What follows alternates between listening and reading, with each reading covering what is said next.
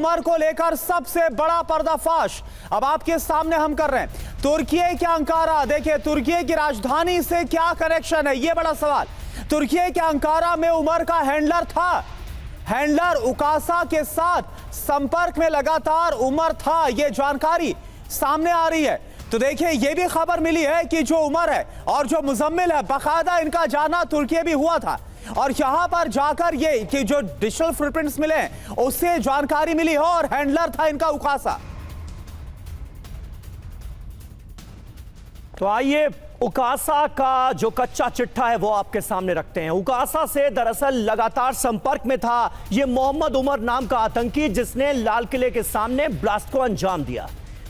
Session app के जरिए ये संपर्क में था, कांटेक्ट में था उकासा के।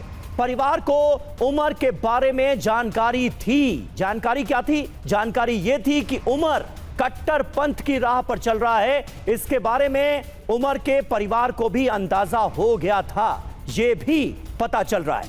लेकिन यह उकासा कनेक्शन जो है यह अपने आप में बहुत इंपॉर्टेंट है क्योंकि कल ही यह खबर आई कि दिल्ली ब्लास्ट को अंजाम देने वाला आतंकी मोहम्मद उमर, जिसकी तस्वीर इस वक्त आप देख रहे हैं, ये तुर्की भी पहुंचा था और वहां पर जैश के हैंडलर से इसकी मुलाकात हुई थी। और अब एक कोड नेम सामने आ रहा है जो है उकासा। बिल्कुल, तो आखिर ये क्या है कोड नेम उकासा जिस हैंडलर के बारे में बताया जा रहा है? दिल्ली ब्लास्ट का अंकारा कनेक्शन क्या उकासा उमर का हैंडलर था? नंबर 1 तुर्की के अंकारा में हैंडलर था। नंबर 2 हैंडलर का कोड नेम रखा गया था उकासा ताकि किसी को कोई शक ना हो। नंबर 3 सेशन ऐप के जरिए यह संपर्क में था। नंबर 4 2022 में तुर्की के अंकारा गया था कौन? उमर, उसके बारे में जानकारी है। नंबर 5 दूसरे संदिग्धों के अंकारा जाने का भी शक है जिनकी गिरफ्तारियां भी हुई है। इसके अलावा तुर्की के अंकारा में इनका बकायदा ब्रेन वॉश किया गया था। बड़ी बात आप समझिए कि तुर्की के अंकारा में जो बकायदा ये जो ट्रेसेस मिले हैं तुर्की दूतावास के संपर्क में है जांच एजेंसियां। और देखिए दिल्ली ब्लास्ट का ये अंकारा कनेक्शन, पहला सवाल यह है कि उकासा तुर्की की किसी एजेंसी या आतंकी नेटवर्क से जुड़ा है क्या? दूसरा सवाल, उकासा किसी तीसरे देश के लिए काम कर रहा था क्या?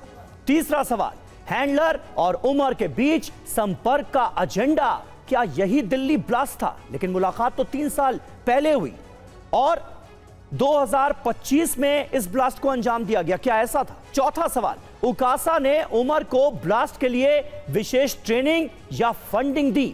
पांचवा सवाल, दूसरे संदिग्धों का भी उकासा या उसके नेटवर्क से क्या सीधा लिंक जुड़ता है?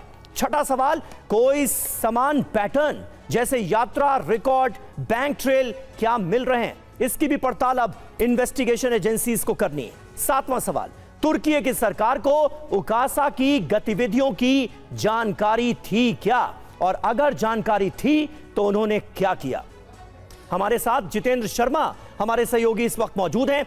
जितेंद्र, जरा बताइए, ये जो उकासा कनेक्शन सामने आया है, कल से तुर्की कनेक्शन को लेकर चर्चा हो रही थी और अब हमारे सामने है एक कोड नेम उकासा। उकासा का कनेक्शन मोहम्मद उमर से था या फिर इस आतंकी नेटवर्क से जुड़े एक एक डॉक्टर से था? क्या जानकारी मिल रही है, क्या पता चल पा रहा है?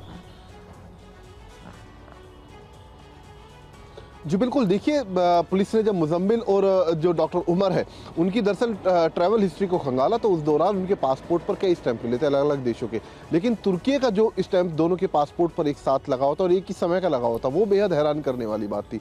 तो जब मुजम्मिल से इस बारे में पूछताछ की गई तो मुजम्मिल ने खुलासा किया कि दरअसल वो वहाँ अपने हैंडलर से मिलने गए थे जिसका कोड नेम था उकासा, और उकासा के निर्देश पर यानी कि उसी के कहने पर ये सब इन तमाम वारदातों को अंजाम देने की कोशिश कर रहे थे। तो फिलहाल एक बात बिल्कुल साफ हुई कि जो उकासा है वो जैश ए मोहम्मद से जुड़ा हुआ आतंकी है, कमांडर है, और जो सूत्र हमारे बता रहे हैं कि दरअसल उकासा मसूद अजहर के ही कुनबे का शख्स है, रिश्ते में उसका भाई लगता है, और मसूद अजहर के कहने पर उकासा ने ये मॉड्यूल तैयार करवाया था और लगातार मुजम्मिल और डॉक्टर उमर मोहम्मद उसके साथ जुड़े हुए थे। तो साथ ही इनका जब टेलीग्राम चैनल पर इनके ग्रुप्स देखे गए तो उसके अंदर भी उकासा का नंबर देखा गया, उकासा का नाम देखा गया, तो ये बात बिल्कुल क्लियर हो गई कि इनका जो हैंडलर था वो तुर्की में बैठा उकासा था और जो उकासा है वो सीधे तौर पर मसूद अजहर से जुड़ा हुआ था। जी ठीक है। ये मसूद अजहर से जुड़ा था। ये आपने बहुत इंपॉर्टेंट बात कही है। ये कि सर ओपी तिवारी सर, ये कितना क्रूशियल हो जाता है क्योंकि इस ब्लास्ट के बाद से इसके विदेशी कनेक्शन की बात सामने आ रही थी और अब उकासा का मसूद अजहर से जुड़ा होना, जैश ए मोहम्मद के जो मेन है, जो मुखिया, उससे जुड़ा होना, ये कितना क्रूशियल है?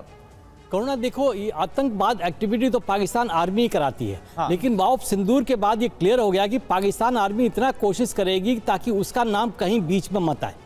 और ये एक्टिविटी में तुर्की का कंसर्न हमेशा रहा ही है, बिकॉज जिस तरीके से तुर्की और अजरबैजान ने ऑफ सिंदूर के टाइम बिहेव किया है तो एक बहुत बड़ा क्वेश्चन मार्क है तुर्की के ऊपर। तो ये जिस तरीके से डाइवर्ट किया गया, और पहली बात देखिए, जैसे डॉक्टर लोगों को इन्वॉल्व किया गया, जो अच्छे डॉक्टर थे, अपने प्रोफेशन में उनकी इज्जत थी, तो ऐसे लोगों को इन्वेट किया गया ताकि लोगों को, आसपास के लोगों को शक मत हो और सही तरीके से काफ़ी इल्जाम पहुंच सके।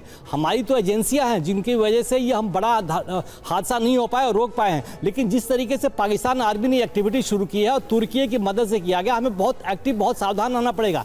कितने भी लोग हैं जिसके तुर्की के प्रति थोड़ा भी प्यार है या तुर्की की भी सॉफ्ट कॉर्नर है, उन पे ध्यान रखना पड़ेगा। हमारे बॉलीवुड के भी बड़े बड़े लीडर तुर्कियों से बहुत अच्छा संबंध रखते हैं, हमारे वकील भी बड़े तुर्कियों से अच्छा संबंध रखते हैं, जज भी संबंध रखते हैं। तो तुर्की को हमें बहुत कॉशियसली डील करना पड़ेगा ताकि सारी ये, जब अभी एक्टिविटी यहाँ से नहीं होगी, वहीं से तुर्की से ही होगी और तुर्की की एजेंसियां ब्लेम लेंगी ताकि पाकिस्तान की तरफ कभी आसार नहीं जाए। क्योंकि पाकिस्तान के ऊपर जैसे कुछ गया, पाकिस्तान को मालूम है पाकिस्तान के साथ क्या होने वाला है। सही बात है, चौकन्ना रहने की जरूरत है, सावधान रहने की जरूरत है और ऐसे लोग जो कि शक के दायरे में हैं उन पर निगाहें कड़ी करने की जरूरत है।